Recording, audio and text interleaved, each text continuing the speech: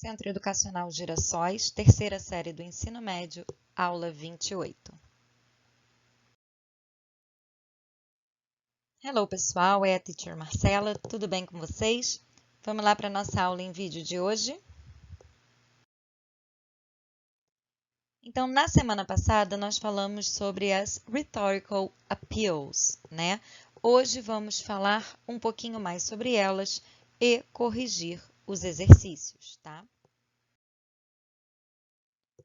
Então, aqui, relembrando, as três rhetorical appeals são fatos, logos e ethos, né?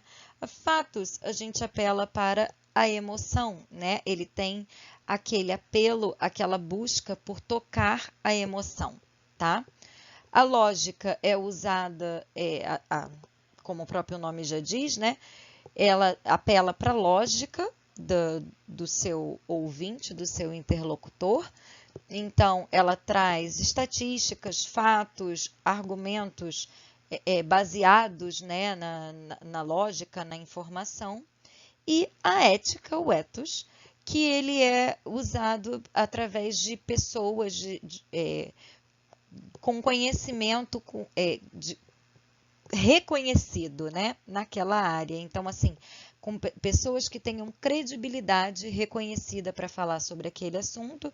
Às vezes podem ser celebridades, podem ser consumidores que já experimentaram um determinado produto, podem ser pessoas qualificadas dentro daquela área, como, por exemplo, eu até falei para vocês na aula passada, um jogador de basquete muito famoso falando de uma bola de basquete, então ele tem credibilidade para falar sobre aquilo, tá? Essas são as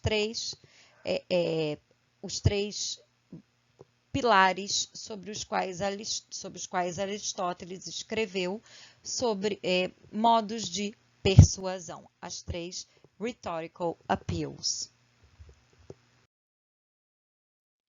Agora vamos lá para a correção dos exercícios do livro, das páginas 23 até a página 28.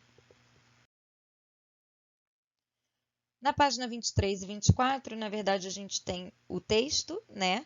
O Reading Comprehension, falando dos maoris, né? E com base nesse texto, a gente vai responder as questões seguintes. Então, aqui no número 1, ele diz que, de acordo com o texto, quando provavelmente o povo maori chegou à Nova Zelândia, a resposta certa é a letra B, entre os anos de 1200 e 1300 após Cristo. Na letra 2, na número 2, ele pergunta qual é a verdade, né, sobre a origem maori. A resposta correta, a verdadeira, é a letra C, que os maoris, a viagem dos maoris, né, para a Nova Zelândia, fizeram deles reconhecidamente um povo habilidoso nas suas navegações, um povo com grande habilidade para as navegações.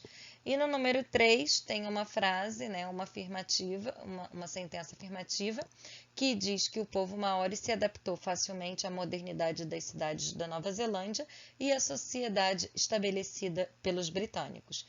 E pergunta se essa frase é verdadeira ou falsa e pede para justificar com um trecho extraído do próprio texto. Então, não foi fácil para o povo maori conseguir se adaptar a essa modernidade. E ali tem o trechinho que comprova essa negativa, né, dessa facilidade de adaptação, que começa ali nas aspas.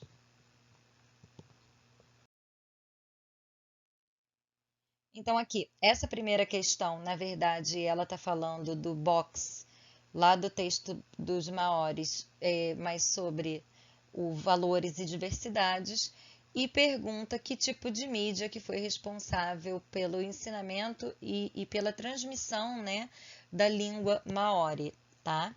Então, ali fala do The Carrero Maori Website, um site, vídeos no YouTube com lições, o dicionário Maori, e a televisão e as rádios maoris, que ajudaram a disseminar a língua deles.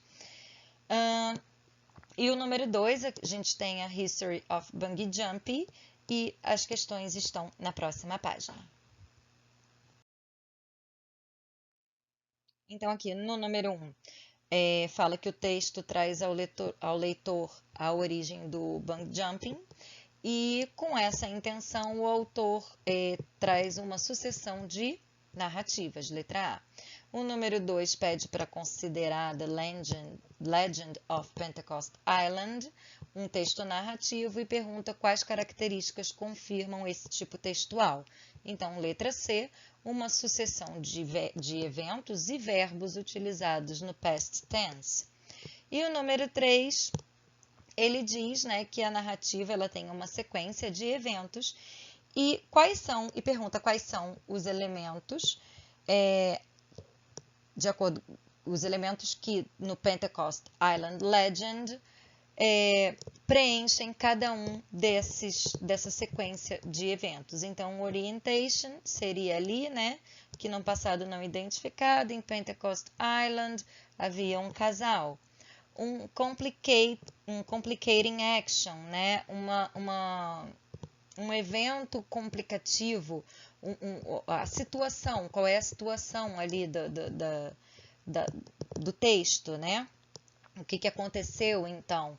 Então, one day, Tamili was abusing his wife. Então, ali já dá uma descrição da ação que ocorre naquele texto, né? O momento em que começa a realmente se desenrolar a ação dentro daquele texto. Depois nós temos a resolution, que é onde começam a aparecer as soluções para essa complicação, né, para esse movimento central do texto. E depois o coda, que na verdade é uma frase opcional, tá? Uma oração opcional, mas que ela nos retorna a narrativa para que a gente consiga se encaminhar para a conclusão, tá?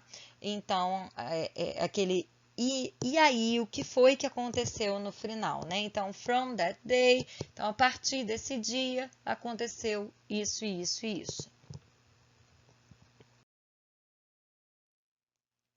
Aqui na página 27, pergunta, né, qual é a proposta, qual é o objetivo principal do texto. Então, letra A, apresentar a Nova Zelândia de uma forma bem atrativa para os turistas. Letra B, pergunta qual o verbo melhor descreve o propósito do texto. Então, persuade, né, persuasão, persuadir o leitor. Número 3, pergunta quais técnicas o texto usa para alcançar o seu objetivo, né? Então, o emotion appeal, né? Apela para a emoção, né? Demonstrando, trazendo imagens bonitas, sugerindo a ideia de que o leitor vai ser muito feliz, vai se encantar na Nova Zelândia. Apela para o emocional. Aqui no número 4, ele pede para vocês considerarem a definição abaixo das Three Persuasive Strategies, né, das 3 estratégias de persuasão de Aristóteles, né, que já falamos sobre elas, também são conhecidas como Rhetorical Appeals, né, etos, patos e logos, tá? E depois de vocês lerem essas definições, ele pergunta qual delas é usada no texto de Outdoors. Então, usamos o fatos, apelamos para o emocional. E no número 5, ele pergunta qual dos 5 tipos textuais o texto de Outdoors pertence. A qual desses 5 tipos textuais que estudamos o texto de Outdoors pertence, belongs to. Então, ele pertence ao argumentative text, tá? Ele é um texto argumentativo. Ele tenta, através dos argumentos, convencer o leitor da sua posição. E é isso, pessoal. Por hoje é só. Espero que vocês não tenham ficado com dúvidas. Se ficaram, mandem perguntas para a teacher, se não, a gente continua o assunto na nossa próxima aula online. See you soon, guys. Bye bye.